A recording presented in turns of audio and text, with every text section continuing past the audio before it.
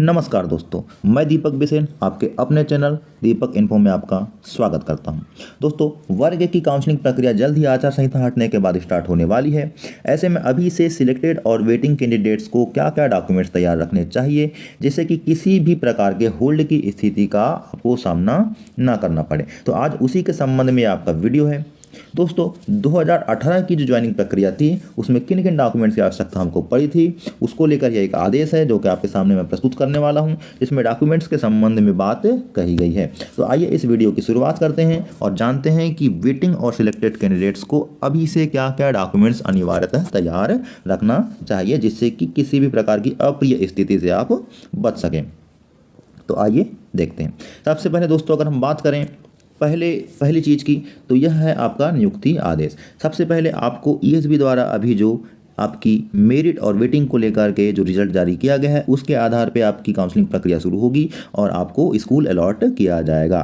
तो वह जो स्कूल अलॉटमेंट है वही आपका नियुक्ति आदेश है दोस्तों, तो वो आपको तैयार रखना है। इसके बाद जो दूसरा आपका महत्वपूर्ण होने वाला है वह है 6 पासपोर्ट साइज की फ़ोटो। ठीक है, तो 6 पासपोर्ट साइज की फ़ोटो के साथ ही आपका जो आधार कार्ड होगा, आधार कार्ड में रजिस्टर्ड मोबाइल नंबर होगा, वह आपको तैयार रखना है। इसके साथ ही आपका ईमेल आईडी भी लगने वाली है। ईमेल आईडी अगर आपने नहीं बनाया है तो उसको आप ज़रूर बनाकर रख लें। तीसरा जो कि महत्वपूर्ण आपका दस्तावेज होने वाला है वह है जाति प्रमाण पत्र, कास्ट सर्टिफिकेट। तो यह कास्ट सर्टिफिकेट आपके पास अनिवार्यता होना चाहिए, डिजिटल वाला होना चाहिए। जैसे कि आप यहाँ देख पा रहे हैं कि सक्षम स्तर से जारी किया हुआ नवीनतम अनुसूचित जाति, अनुसूचित जनजाति, अन्य पिछड़ा वर्ग और ईडब्ल्यूएस। तो यह आरक्षण का लाभ लेने वाली जो ये 4 कैटेगरीज है उनको विशेषतः आपका जाति प्रमाण पत्र सक्षम अधिकारी से जारी किया हुआ तैयार रखना चाहिए। जैसे कि आपको पता है कि कई लोगों के पास गुलाबी वाला जो कि पुराना जाति प्रमाण पत्र होता है वह मौजूद होता है, तो दोस्तों वह आपको नहीं लगाना है। आपको नवीनतम डिजिटल जो कि लोक सेवा केंद्र से बनाया जाता है वह ही लगाना है और अभी से तैयार करके रख लेना है। चौथा जो महत्वपूर्ण आपका दस्तावेज होने वाला है वह है मूल निवासी प्रमाण पत्र अर्थात डोमिसाइल सर्टिफिकेट। तो एमपी के जितने भी कैंडिडेट्स हैं जो आरक्षण का लाभ ले रहे हैं उनके लिए यह अनिवार्य है। इसके बाद आपका अगर हम 5वें डॉक्यूमेंट्स की बात करें तो 5वां आपका जो डॉक्यूमेंट्स होने वाला है वह है दिव्यांगता का प्रमाण पत्र। अर्थात अगर कोई अभ्यर्थी 40% से अधिक दिव्यांग है और इस दिव्यांगता के आधार पे सिलेक्शन ले रहा है तो उसको मेडिकल बोर्ड द्वारा जो वैध जारी किया हुआ प्रमाण पत्र होता है उसको प्रस्तुत करना होगा।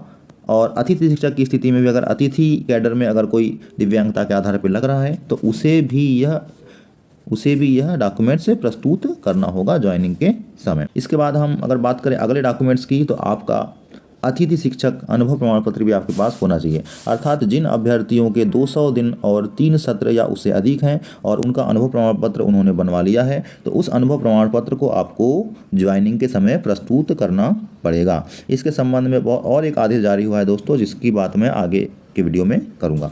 इसके बाद अगर हम अगले डॉक्यूमेंट्स की और महत्वपूर्ण डॉक्यूमेंट्स की बात करें तो शासकीय सेवा की स्थिति में यदि कोई अभ्यर्थी पहले से ही शासकीय सेवक है तो उस शासकीय सेवा की स्थिति में उसको विभागीय अनुमति अर्थात एनओसी की आवश्यकता पड़ेगी। अर्थात उसे एनओसी प्रस्तुत करना होगा। एनओसी ना होने की स्थिति में जो विभाग को उन्होंने त्यागपत्र दिया होगा तो उस त्यागपत्र की पावती यानी कि रिसिप्ट भी आपको लगने वाली है। इसके बाद अगर हम अगले डॉक्यूमेंट्स की बात करें तो आपका अगला डॉक्यूमेंट्स होगा अभ्यर्थी के शैक्षणिक प्रमाण पत्र। जी हाँ दोस्तों, आपको आपकी जो आयु है उस आयु के संबंध में डेट ऑफ बर्थ के लिए 10वीं या 12वीं मार्कशीट है वो आपको लगने वाली है। इसके साथ ही आपका ग्रेजुएशन, पोस्ट ग्रेजुएशन और जो बीएड की मार्कशीट आपने बीएड किया है वह आपको अनिवार्यतः तैयार रखना है।